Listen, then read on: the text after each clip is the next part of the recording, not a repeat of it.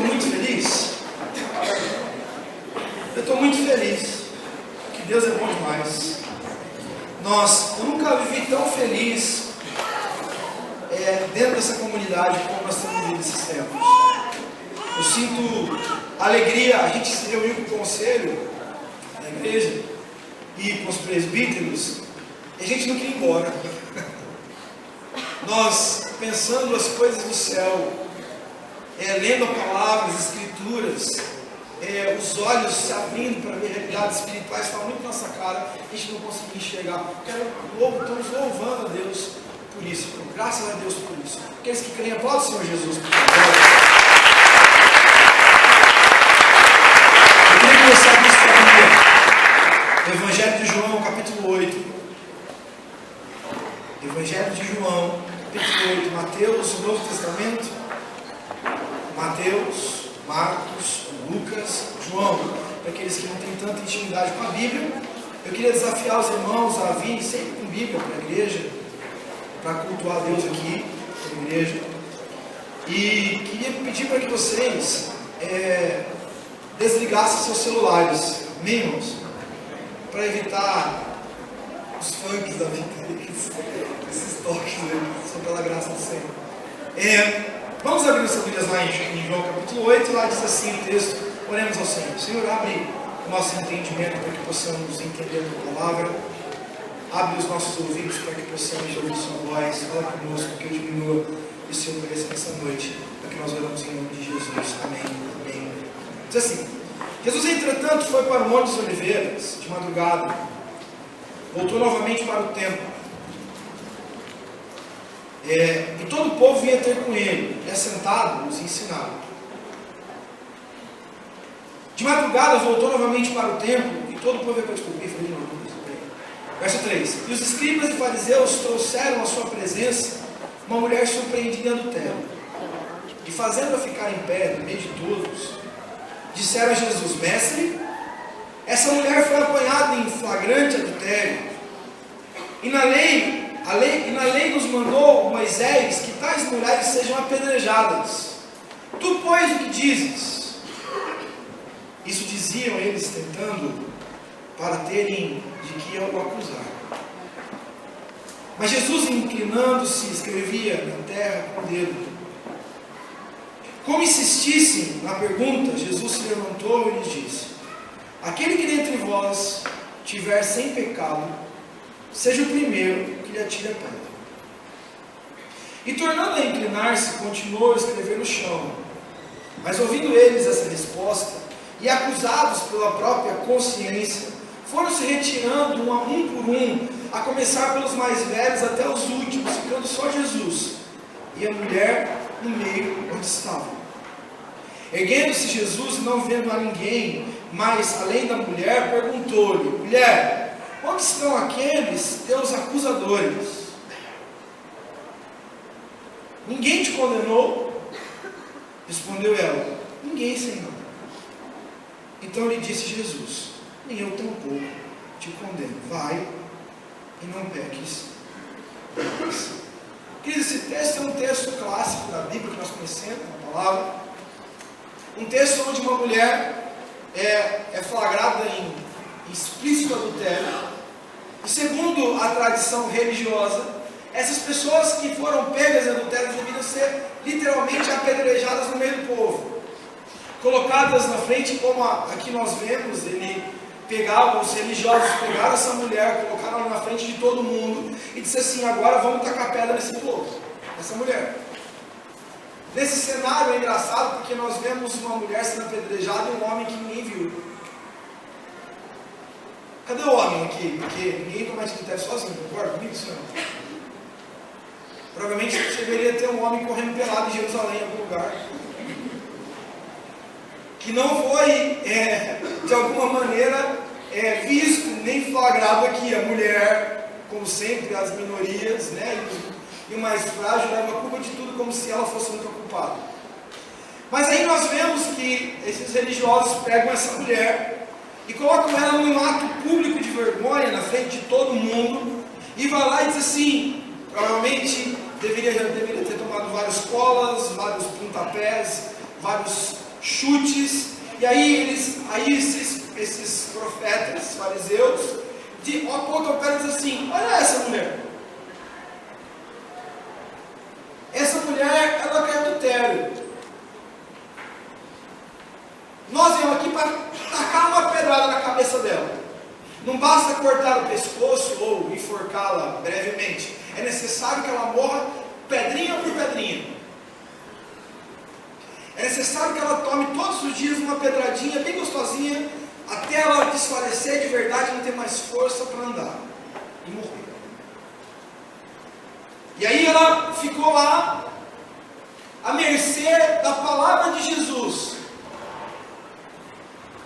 A Bíblia diz que Jesus continua escrevendo com o dedo no chão, que muito provavelmente, diferente de muitos de nós, para estar minhas vezes que nos fala, agimos e julgamos com muita velocidade sem refletir primeiro. A Bíblia diz que ele começa a escrever no chão, provavelmente refletindo sobre o que estava acontecendo. Aí ele levanta e faz a seguinte pergunta, a seguinte afirmação: quem não tem pecado. Qual a continuação do texto? Quem não tem pecado, atire a primeira pedra. De alguma maneira, Jesus está dizendo para todos aqueles religiosos santarrões que queriam a exposição daquela mulher, que aquela mulher fosse explicitamente envergonhada, apedrejada e morta com muita dor, que eles não são melhores que ela. E ele diz assim: quem não tem pecado, atire a primeira pedra. A Bíblia diz que eles foram acusados pela sua consciência e começaram a pensar: eu também tenho pecado. Não existe pecadinho nem pecadão, eu também pequei. Quem sou eu para tacar uma pedra nessa mulher? E a Bíblia diz que começar dos mais velhos, que geralmente são menos impulsivos, mais reflexivos e mais vividos, os mais velhos, começaram a pensar realmente e começaram a soltar as pedras que tinham destino no crânio daquela mulher. Aquela mulher deve ter visto seus acusadores indo embora e dito: e agora? Jesus olha para ela e diz: aonde estão as pessoas que te condenam? Elas não te condenam mais? Não. Então ela diz: nem eu te condeno. Mas provavelmente devia ter alguém, ou algum dos fariseus, que olharam para aquilo de longe e deve ter dito: ih, vai feder esse negócio aí. Quer dizer então que ela vai lá, peca, que ela erra, e ela vai para Jesus. Jesus diz para ela: eu também não te condeno, só vai, não peques mais. Não vai, isso vai dar meleca. Porque se ela não sofrer dano muito terrível, a minha mulher, a outra mulher e os outros caras vão começar a fazer a mesma coisa. Porque é necessário, dentro de um modelo de religião, opressor de religião, que essas pessoas morram, que elas sofram como um aspecto de medo para as outras pessoas. As pessoas precisam olhar para ela e dizer assim: eu não posso fazer isso, senão eu vou tomar a pedrada. Quando você abre sua Bíblia em 1 Coríntios capítulo 13, vamos abrir nossas Bíblias, 1 Coríntios capítulo 13.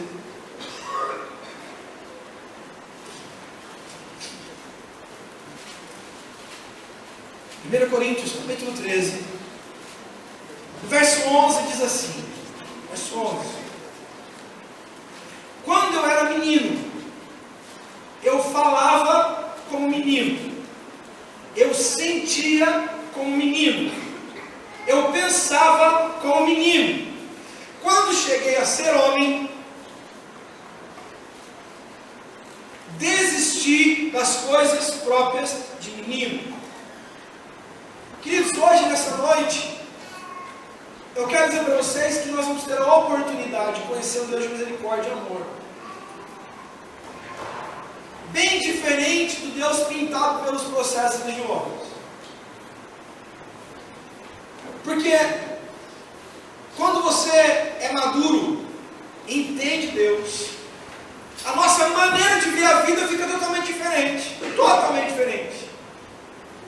Essa mulher talvez não adulterava ou adulterou, ela sabia do risco que ela podia morrer. O medo era assim: eu vou morrer se eu fizer. Não era eu amo Jesus e sei que esse pecado vai me fazer mal.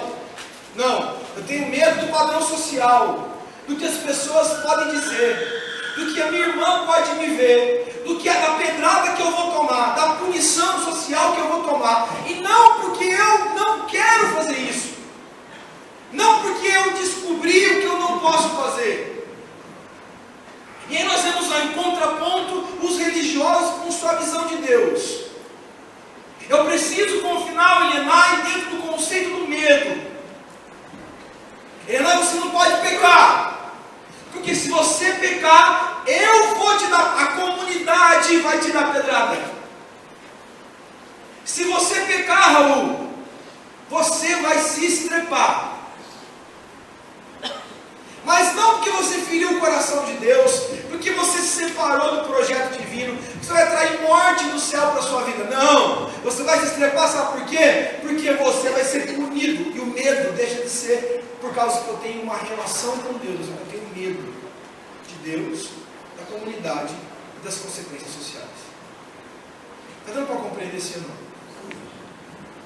Quando a gente abre nossas Bíblias em Gênesis, capítulo 2, quero convidar você a abrir sua Bíblia lá. Gênesis capítulo 2. Nós vemos um Deus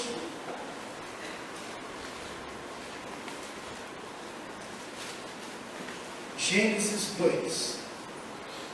No verso 15 diz assim o Senhor: tomou, pois, o Senhor Deus ao homem e o colocou no jardim do Éden, no jardim do prazer, para o cultivar e guardar. E o Senhor Deus lhe deu esta ordem: de toda a árvore do jardim comerás livremente, mas da árvore do conhecimento do bem e do mal não comerás, porque no dia que comer dela, certamente morrerá.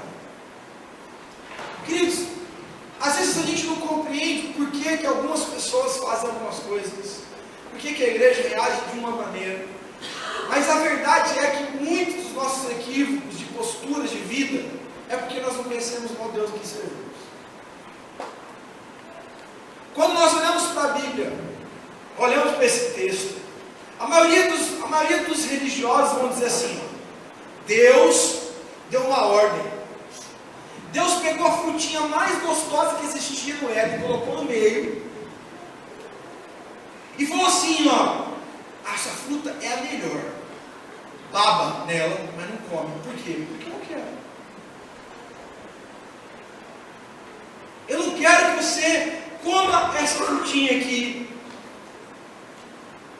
Eu estabeleço uma ordem para te tentar, para te provar, para te fritar dentro das suas vontades. A gente poderia pensar nisso de uma maneira ilustrativa, diferente do que a visão religiosa tem de Deus e da sua relação com o pecado conosco. Um pai, tem pessoas aqui que têm sítio, terras, chácaras, fazenda. Tem algumas pessoas que têm aqui, correto? Miguel tem uma chácara, tu, pessoal. É uma coisa que o Miguel falou assim: eu tenho lá os meus netinhos, e os meus netinhos estão nascendo dentro do meu sítio.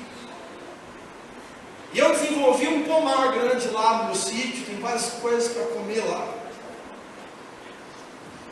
Só que no meio desse pomar, eu descobri que tem uma frutinha vermelha, laranja, azul, cor-de-rosa, que ela é venenosa.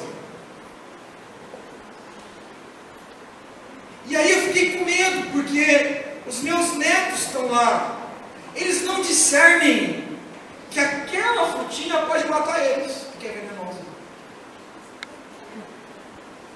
Então o que eu tenho que fazer? Eu peguei uma tigela, recolhi todas as frutinhas que eu achei venenosas, coloquei numa tigela e falei assim para os meus netinhos ou para os meus filhos: filhos, olha essas frutinhas, estão vendo? Pega na mão, vê. Essa você comer. Te faz mal.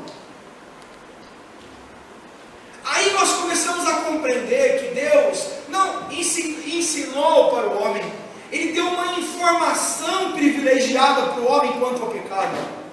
Ele não disse, você está proibido, o fogo vai vir sobre você. Ele disse, se você comer, você vai morrer. Enquanto o religioso diz, Deus estabeleceu uma ordem para provar o nosso coração, Deus estabeleceu um caminho para que Ele fica brincando conosco como se fosse um grande diretor de um teatro de gente, e nós fôssemos grandes marionetes para entretenimento divino. Deus, Ele faz o contrário, Ele diz assim, eu quero dizer para vocês que eu estou dando uma informação privilegiada para vocês, eu não estou podando você, eu não estou te enganando, ele está dizendo assim, o pecado vai te trazer morte, eu estou te ensinando. Existem coisas na Bíblia, irmãos, que nós não entendemos, mas está lá. Deixa eu dizer uma coisa para vocês, eu não tenho nada contra a homossexualidade, eu amo os meus amigos e pessoas que são homossexuais, não tem nada a ver, mas eu creio que 99% dos casais no mundo, mesmo sendo homossexuais, não criam filhos para ser homossexuais, concorda comigo? Existe uma pesquisadora da universidade, da USP, que escreveu a seguinte coisa, em estatística: mulheres que mandam nas suas casas, que são autoritárias nas suas casas, que governam as suas casas, homens que são submissos às suas mulheres, geram filhos homossexuais. Não sou eu quem digo, não é a Bíblia, é a ciência. A Bíblia nos ensina que toda estrutura, e antes que alguém me chame de machista, está nas Escrituras, que a Bíblia diz que o cabeça da casa, além de Jesus, é o homem. E antes que você pense que o homem, por ser cabeça, ele tem que mandar, como alguns trogloditas acreditam nisso, e não se converteram e entenderam a palavra ainda, quem é o cabeça vai na frente para dar cabeçada, e é aquele que protege, é aquele que salva, aquele que ama, aquele que faz todos os deveres. Eu estava dizendo isso esses dias atrás, numa administração aqui, que a tarefa do homem é muito mais violenta do que da mulher dentro do propósito de Deus. Não do que a gente vive, mas do propósito de Deus. Mas aí a gente não entende. Deus simplesmente falou assim, é assim. Por quê? Porque assim é a consequência. Eu estou dizendo errado.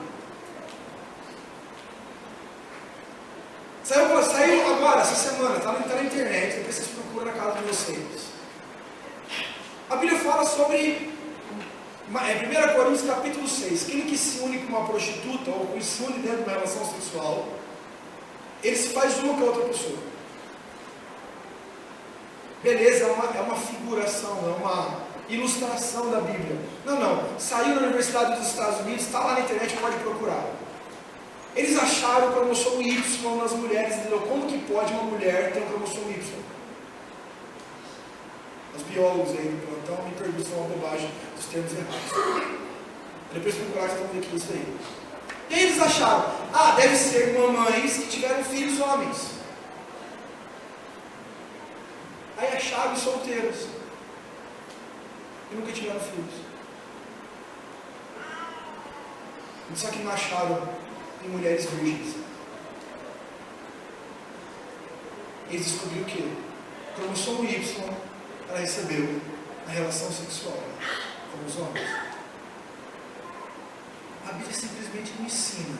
A ciência vai atrás desvendando aquilo que a palavra de Deus ensina. Ela vai instruindo. E quando a gente olha lá para o texto de Gênesis, nós podemos achar que Deus é um Deus cruel. Não, mas Deus não, está dizendo assim, filhinho, deixa eu dizer, eu tenho uma preocupação, não coma essa frutinha. Não coma. Eu sei que você tem vontade, mas não coma. Por quê? Porque eu vou vir dominar a sua vida, eu vou vir com a pedra sobre você? Não, porque vai trazer morte. Porque eu não sei se você concorda comigo, eu creio que sim. Você vai lá e você peca. O pecado tem uma história, ele tem um caminho. Então, a primeira, você peca, e pecado é gostoso. Depois do pecado, você começa a ficar meio desconfortado. Depois você começa a ficar incomodado. Depois você começa a ficar literalmente saco cheio da situação. E depois você começa a ficar com desespero para sair dele e não consegue mais estar preso. É o caminho. É que nem você fuma pedra. Você pega um cara e coloca ele para fumar pedra. Tem gente aqui, pessoas aqui que já usaram drogas e já fumaram pedra. Você fuma pedra uma vez, uau, que era ruim, uma ova. Se fosse usar de novo. E fica lá, meu Deus, loucão, loucão. Aí ele fuma de novo, assim como o pecado. Ele pega de novo, porque ele, de repente a Eva vai lá e chega lá alguém e diz assim para o netinho do Miguel: pode comer a frutinha lá. Não. Pode comer, já tem um monte de moleque aqui que come e não fez nada. Sério mesmo, é nada que o Miguel sem vergonha, que fica tudo caçudo para ele. Aí o cara vai lá, pega e come, o menino come. Aí tem a irmã dele lá, o irmão do lado, e fala assim: e aí, como é que é? Come aí, é gostoso, mó bom, cara. Aí o cara, o filho vai lá do lado, o irmão fala: é bom mesmo? É bom. Come aí. Não, vou esperar mais um pouquinho, ver se não morre. Ah, não morreu? Não. Então dá uma aí. Nossa, gostei. Dá mais uma aí. Ó, lembra que o vovô Miguel, o papai Miguel, disse que não era para comer isso, que ia gerar morte, mas não morri.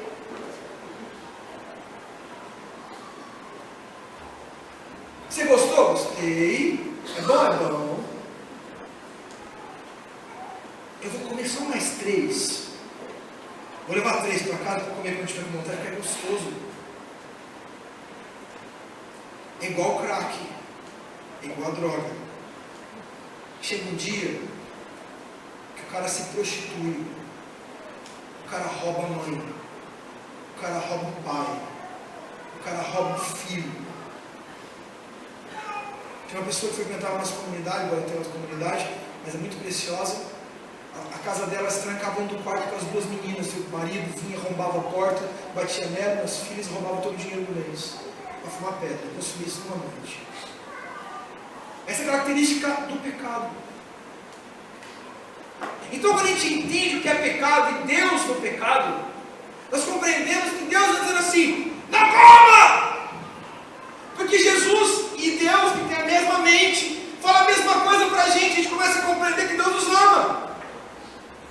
Porque a mulher adulta disse: agora ele mandou todo mundo embora porque ele quer matar sozinho. Ele disse: não, vai embora. Como assim vou embora? Não vou receber punição nenhuma. Você já recebeu. Você está frito, vai voltar para sua casa agora, vai ouvir os olhares. Você vai ver o que a comunidade religiosa é capaz de fazer com uma pessoa que peca. Se puder, ela mata você. Mas por que mata? Porque essas pessoas não fazem porque se converteram. Elas não fazem e não pecam por causa que elas se converteram, mas porque elas têm medo.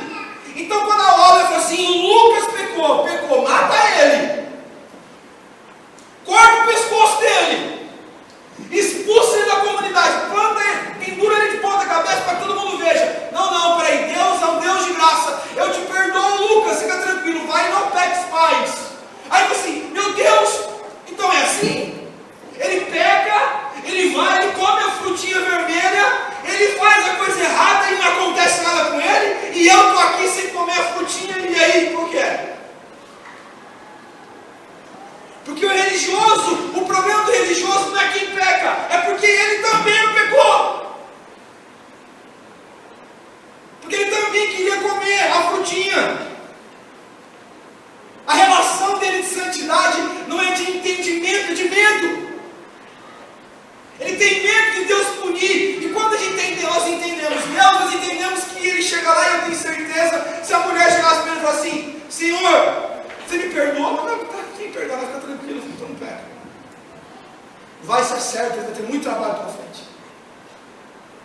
Ela deve orar para ele e falar assim: e se eu pecar de novo?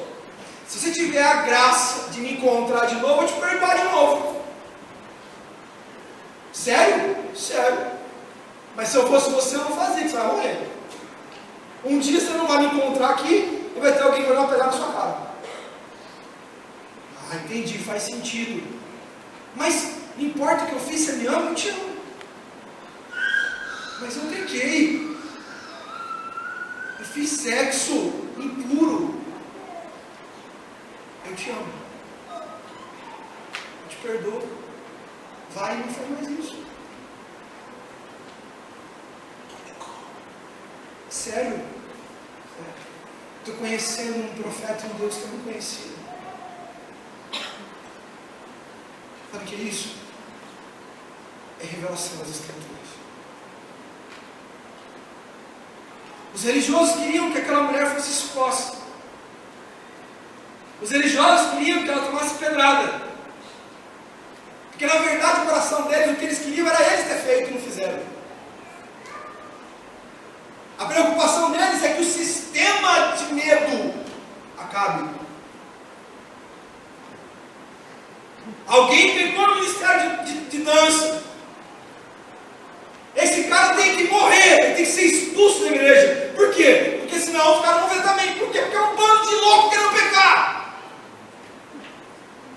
Um bando de gente trancafiada nos seus medos religiosos, dizendo: eu quero pecar, não pode, porque senão aquele pecou, morre, morre, morre. Não é uma relação assim, não, eu não vou pecar porque não faz parte mais de mim. Porque eu tenho um Deus que eu amo e que me ama, e que eu não quero mais pecar. E se meu irmão, pobre, coitado desse trouxa, caiu na conversa de serpente, e ele caiu, ela precisa do meu amor, e a mesma mensagem que Jesus disse, ela precisa ouvir de mim, é o seguinte: vai, não peques mais, se ele não te condena, eu vou te condenar. E fica como igreja, um bando de gente escondida atrás das grades religiosas, com medo, se você passar por essa portinha, vai vir um fogo sobre você, porque o reino da coisa que é na mão de Deus vive, ele te mata. É verdade, Deus me perdoa, o que eu preciso fazer? Eu vou subir essa rampa aqui de joelhos 20 vezes para me punir, você me perdoa. Jesus disse: larga a mão de ser tolo. Você não me conhece. Você não me conhece. Porque eu te amo, não importa o que você faça, eu te amo. Nós temos mães aqui que tiveram seus filhos envolvidos em drogas e foram roubadas pelos seus próprios filhos, receberam mentira dos seus próprios filhos, foram enganadas pelos seus próprios filhos. Mas eu sei que as mães que estão aqui sabem o que eu estou falando delas. Quando o filho diz assim: mamãe, eu preciso de você, a porta estava aberta. Esse é o caráter de um Deus que nós conhecemos, ou que não conhecemos. É o caráter de um Deus que diz assim: não importa o que você fez. Nós estávamos ouvindo no carro agora, e o Daniel falou assim para a Carla: mamãe, você me desculpa, porque no dia das mães eu fiquei com vergonha e coloquei a letra da música na minha cara. Eu fiquei com vergonha. Falei assim: filho, papai e mamãe são seus melhores amigos. Você vai fazer coisas erradas e o papai vai amar você do mesmo jeito. Papai pode ficar triste com você. Papai talvez tenha que corrigir você. O João Pedro disse assim: é verdade, papai bate na gente e outro dia até esquece. Eu disse: é, papai, você bate na gente e no outro dia você nem lembra mais o que a gente fez.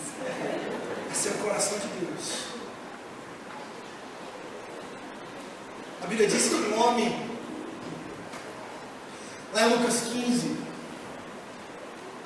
diz que existiam 2 filhos, e um dos filhos chega para o pai e diz assim: pai, é o seguinte, cansei desse troço aqui, estou louco para comer frutinha vermelha, dá o que você tem aí para mim, que é meu direito, eu vou embora. Como toda pessoa que opta para isso, comeu frutinha vermelha, se estrepou, se machucou, se enfadou e desesperadamente quis voltar para o lugar onde o pai tinha e vivido.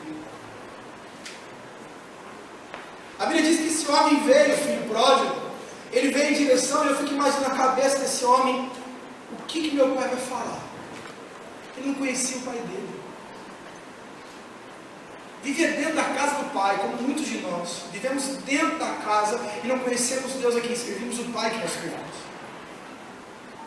Ele disse assim, eu vou chegar lá, eu vou falar para o meu pai o seguinte, pai, eu posso ser o seu servo aqui, ó, eu posso trabalhar só por comida e água, você não precisa nem me perdoar, não precisa nem me chamar de filho mais, eu já fiz um discurso porque ele tinha medo, porque ele não compreendia o pai que tinha.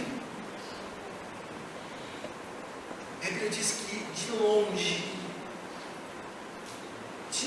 esse pai de amor, esse mesmo pai que tem o mesmo coração que Jesus Cristo, olha de longe o filho, e vê o filho chegando, assim como as mamães e os papais estão aqui, tiveram seus filhos nas drogas e voltaram um dia para abraçar. E quando o filho veio assim, mamãe, eu preciso mudar, me ajuda. O papai abraçou, pode até ficar assim, ei filho, eu vou te descer a porrada, mas eu te amo, vem para cá. E a Bíblia diz que ele viu de longe. A Bíblia diz que Jesus olhou de longe. E foi, irmãos.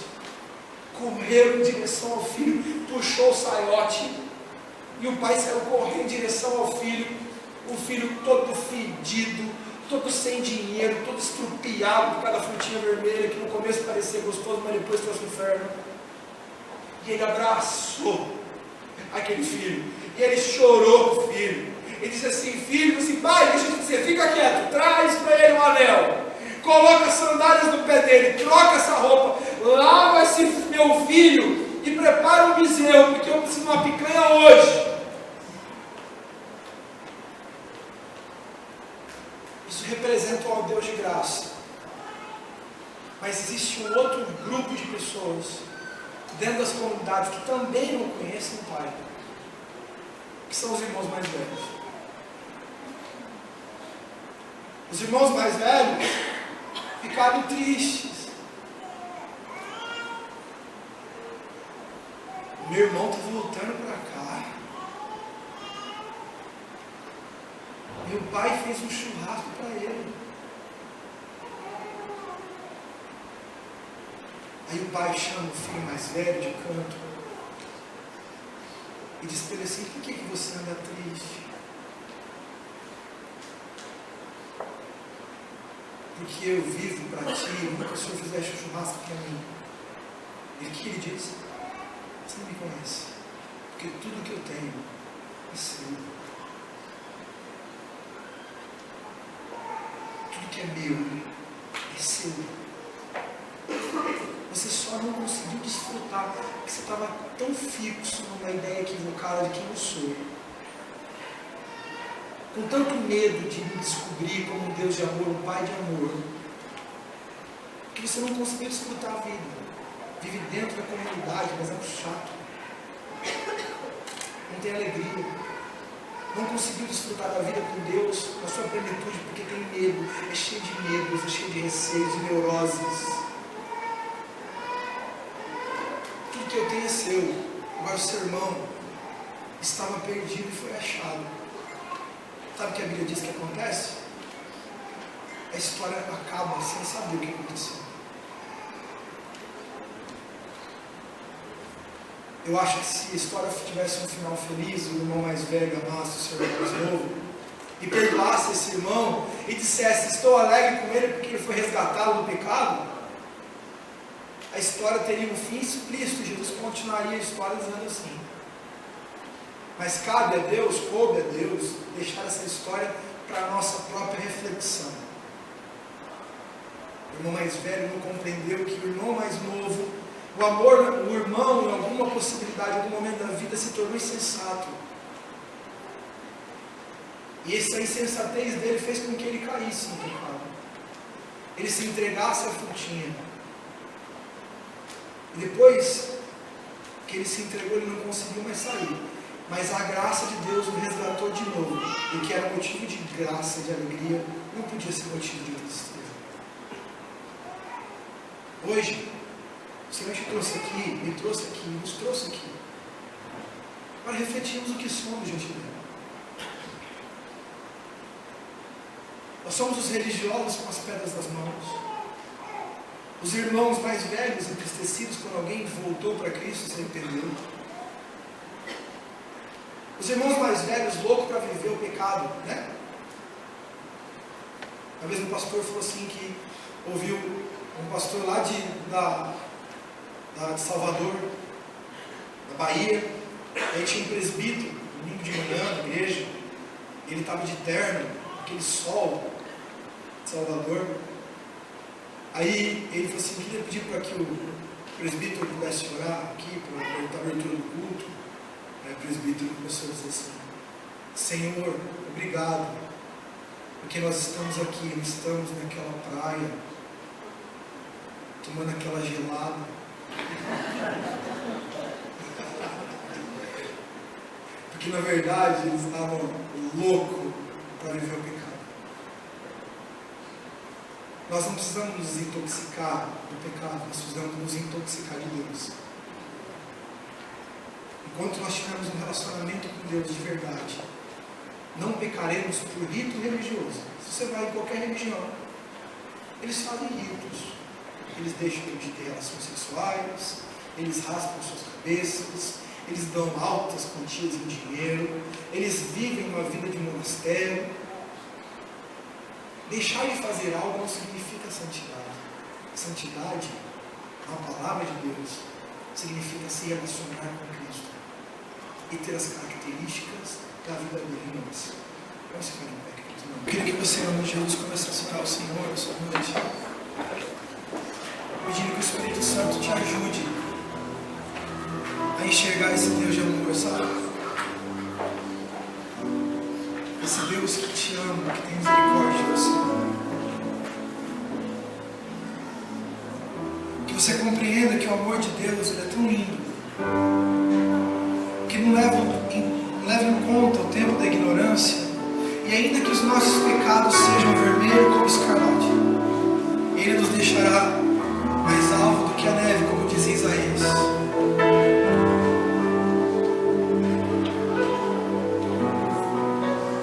Talvez hoje você chegou aqui hoje como filho pródigo, pecando e dizendo assim, Deus vai me punir.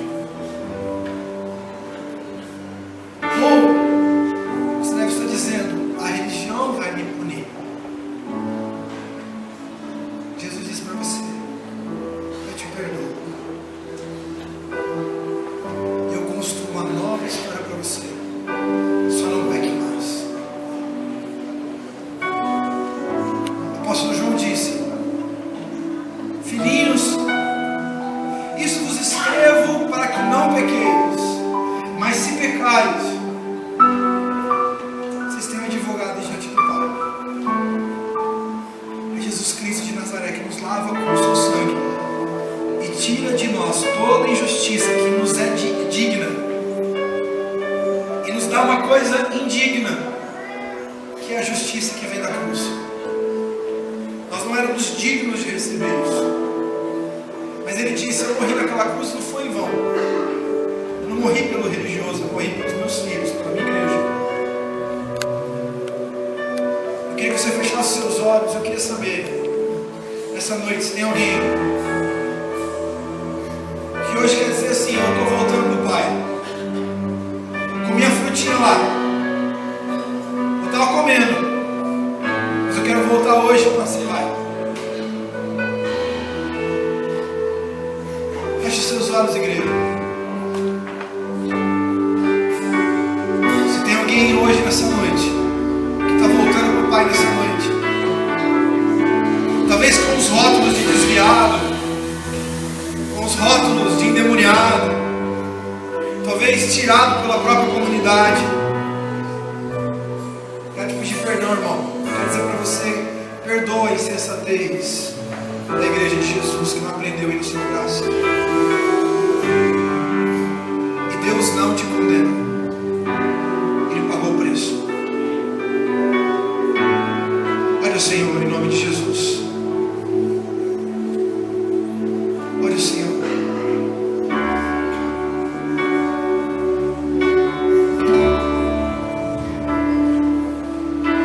O amor de Deus precisa ser expressado dentro do nosso coração. Precisamos compreender o que é o Deus do ágape, o que é o Deus desse amor incondicional, que nem largura, nem profundidade, nem altura pode nos separar desse amor. Esse amor incondicional de Deus, que nos ama mesmo quando não merecemos. Esse amor de Deus que nos atinge, que nos amou primeiro quando ainda andávamos como ovelhas desgarradas, amparadas em cima dos nossos próprios deleites. Esse amor desse Deus que atingiu o nosso coração nessa noite, pois Ele nos ama e Ele quer nos atrair para esse amor. Não para mais uma religiosidade, não para mais uma igreja com um rótulo, mas para Ele. Olha o Senhor nessa noite. Hoje nós vamos dizer ao Senhor que nós recebemos a revelação do Deus de amor. Continue com seus olhos fechados. O Senhor diz numa parábola que certo homem devia muito dinheiro ao rei, mas muito dinheiro. E aí ele foi preso e pediu misericórdia para esse rei. E o rei disse para ele assim: eu te perdoo. O rei voltou para a sua vida e esse devedor do rei voltou para a sua. E lá ele encontrou com outro homem muito pobre, paupérrimo. Esse homem lhe devia alguma coisa. E aí quando esse homem chegou para ele, ele falou assim: prenda-no, prenda-no. Essa é a parábola. É a parábola da ingratidão. É a revelação do perdão. Quando nós entendemos que aquilo que Deus pagou por nós, aquilo que Jesus pagou por nós, é incomensuravelmente maior do que qualquer outro tipo de coisa que alguém fez conosco, nós nos assentamos sobre uma vida de misericórdia e de perdão. Quando eu acho que aquilo que Deus fez por mim não foi nada demais, e que eu era uma pessoa mais ou menos boa até, eu consigo olhar para o outro e dizer assim: eu não perdoo, porque a graça que eu recebi é menor do que a graça que eu tenho que oferecer para alguém. Deus nos livre dessa religiosidade. Feche seus olhos e vamos cantar ao Senhor. Eu quero me esvaziar de mim, eu quero me esvaziar de todos os meus títulos, de tudo que eu sou, e receber de Ti a Tua natureza, em nome de Jesus.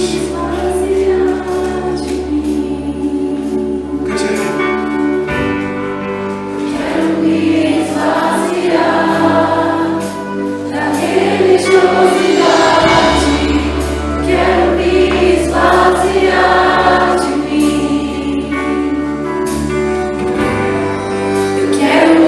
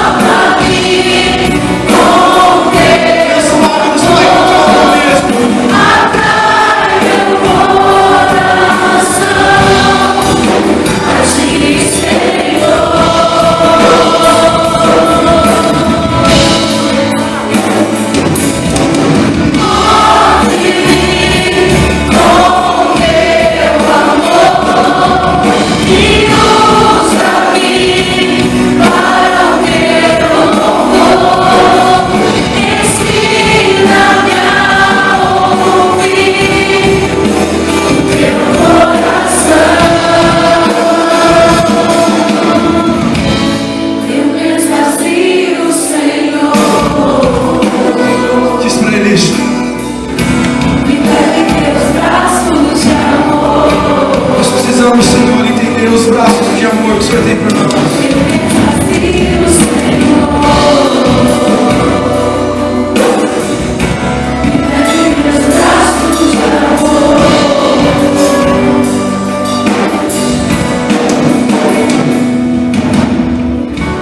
Pai querido, nós queremos te agradecer pelo seu amor, Senhor.